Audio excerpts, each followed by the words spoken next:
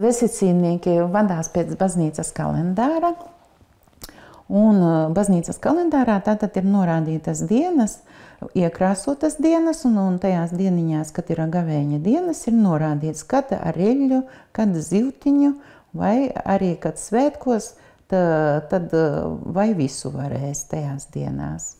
Vecticībnieku ticībā pastāv stingri ierobežojumi, kas attiecas uz dzīvnieku izcelsmes produktu lietošanu uzturā.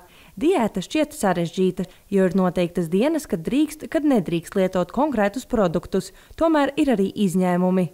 Tāpat ir lielie gavēņi pirms Lieldienām un Ziemassvētkiem. Mana vecuma, vecāka gaduma cilvēki, gājuma cilvēki, tie ir jau pieraduši pie tā visa, kas biežāk iet baznīcā, arī jaunākie arī, bet jaunie cilvēki, viņi vairāk varbūt tās tendencējas uz veikala produktiem, kas ir veikalā.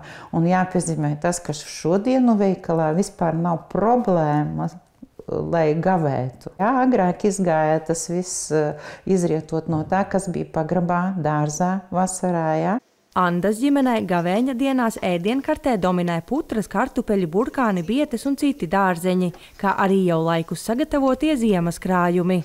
Šodienas ēdiens – guļbišņiki, kartupeļu pīrāgi ar kāpostu, burkānu un sīpolu pildījumu, kas cepti cepeškrāsnī un ko var baudīt gan karstus, gan augstus. Lai cepjas.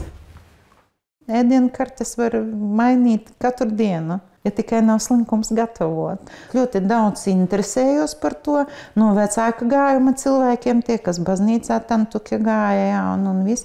Tā kā man ir savākts. Anda šādi dzīvo kopš 25 gadu vecuma. Gavēnis viņai ikdienā nesagādā nekādas problēmas, un pēc garajiem gavēņiem pašsajūtu viņa raksturo kā ideālu. Arī ikdienā ģimenes ēdienkartē netiek likts uzsvars uz dzīvnieku izcelsmes produktiem, un reizēm bijušas pat domas no tiem atteikties pavisam. It kā liekas, ka tas nav ar veselību saistīts, bet tai pašā laikā cilvēks attīra organismu, un līdz ar to arī savu dvēseli attīra. Tā ievērošana arī pie tā, ka sevi turēt, kā teikt, rāmīšos turēt, ka atcerēties, kas notika tajās dienās, kāpēc nedrīkst tajās dienās. Gavēņa laikā ticīgie ievēro ne tikai stingrus ēšanas ierobežojumus, bet arī izvairās no izklaidēm un pievēršas lūgšanām. Anda Ivanova uzsver, tas ir ļoti personīgi. Ja reizēm gavēņa laikā kārojas kāds produkts, no kura vajadzētu izvairīties, tas nav nosodāmi, ja cilvēks to apēd. Kā te Katrīna Strode, Kaspars Daņļevičs, Vidusdaugavas televīzija.